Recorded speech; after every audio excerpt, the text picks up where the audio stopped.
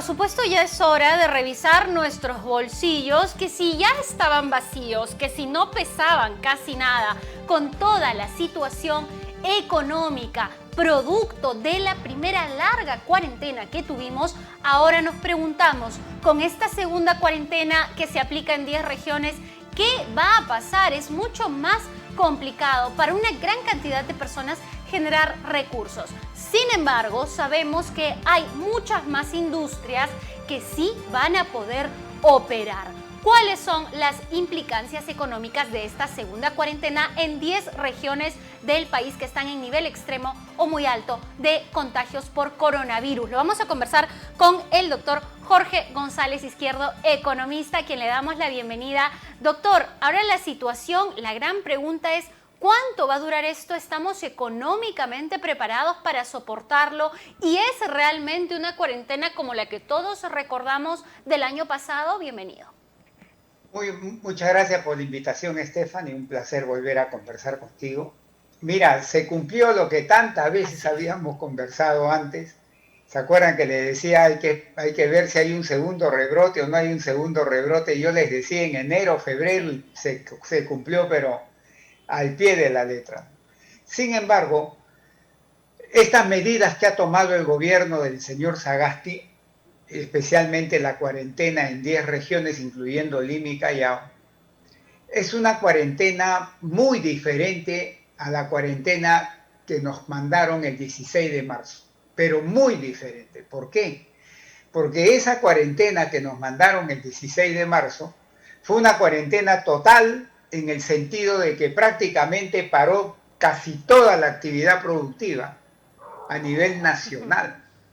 Ahora es una cuarentena en 10 regiones, ¿no? Que si agarra más o menos el 60 o un poco más del PBI peruano, pero un gran número de actividades productivas van a poder operar normalmente. Por ejemplo, pesca, construcción, minería, manufactura y una serie de servicios van a poder operar tranquilamente como venían operando. Realmente las actividades productivas que han sido cerradas es un conjunto pequeño nomás, relativamente pequeño de actividades productivas que han sido totalmente cerradas. Bien diferente a la pandemia, perdón, a la cuarentena de 16 de marzo del año pasado. ¿Comparable con qué fase, doctor? ¿Ah? ¿Comparable con qué fase de la reactivación económica que se hablaba el año pasado? Solamente según el gobierno se ha permitido la fase 1, la fase 2, y este gobierno le ha sumado una serie de actividades adicionales, especialmente de servicios. Por ejemplo, las notarías van a poder trabajar, los gafiteros, los electricistas van a poder trabajar, es decir, le ha sumado más. Por eso, el impacto económico sobre la economía nacional de esta nueva cuarentena va a ser bastante menor al impacto económico de la primera cuarentena. La primera cuarentena, por ejemplo, en el mes de abril, provocó que la economía se derrumbara. ¿Sabes cuánto creció en abril la economía? Menos 40%, que es una barbaridad. Ahora no va a bajar así, no, porque muchas actividades van a proseguir tranquilamente trabajando, ¿no? Y es focalizada en 10 regiones. Entonces, desde el punto de vista de la economía en su totalidad, el impacto va a ser bastante menor al impacto que tuvo la primera cuarentena. Sin embargo, a quienes está golpeando más duramente es al sector informal. Tanto el sector informal productivo, la micro y pequeña empresa informal o el negocio personal informal, lo está golpeando duramente. Y segundo, también está golpeando a los trabajadores que son independientes, fundamentalmente los informales. Porque los trabajadores dependientes que trabajan para las empresas van a seguir trabajando y van a seguir ganando sus ingresos, entonces ellos no tienen problemas. Los problemas lo va a tener el trabajador independiente, sobre todo el informal, que pertenece a sectores de ingresos bien deprimidos. Entonces yo creo que esta medida del gobierno del señor Sagasti, desde el punto de vista de la salubridad, de la contención de la segunda ola, creo que presenta deficiencias. Ojalá me equivoque y en 15 días liquidemos el tema. Yo no creo que va a ser así, pero ojalá me equivoque.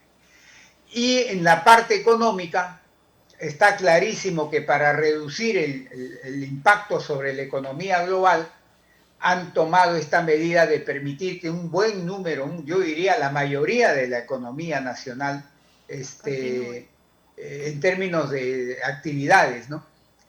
Funcione, ¿no? Pero a costa de golpear duramente al sector informal empresarial y al sector informal laboral. Doctor, muy brevemente, ¿qué podemos hacer cada uno de nosotros? Sobre todo las personas que de repente tienen un negocio, estaban empezando, son informales o estarían dentro del rubro de las personas que todavía no se han formalizado y que ven esta cuarentena como una situación mucho más complicada, si es que ya la tenían difícil. ¿Qué recomienda usted?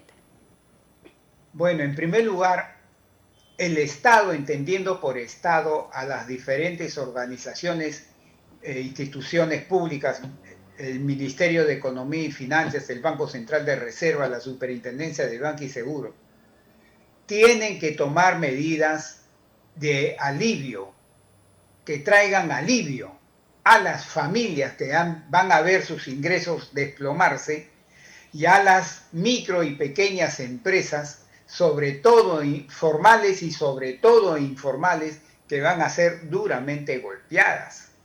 Entonces van a tener que diseñar un paquete de medidas que han anunciado ya algunas, han sacado un bono de 600 soles, han postergado el pago de 3 impuestos, pero lo han postergado un mes.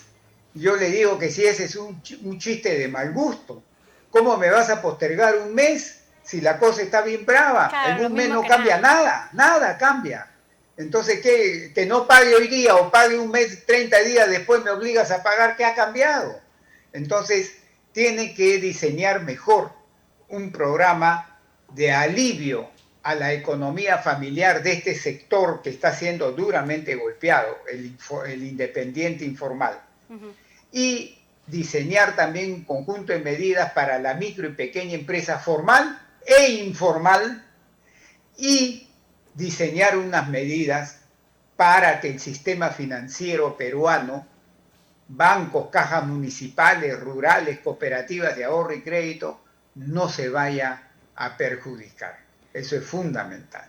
Bien, doctor González Izquierdo, muchísimas gracias por estar con nosotros y usted exactamente lo decía, ¿no? Hablábamos hace varios meses con el doctor aquí en el programa y nos decía, si hay un rebrote, se tiene que pensar en una situación económica respecto a cómo vamos a soportar una nueva cuarentena y ahora esto es realidad. Todos los especialistas dicen que se puede prolongar, que no van a ser solo 15 días.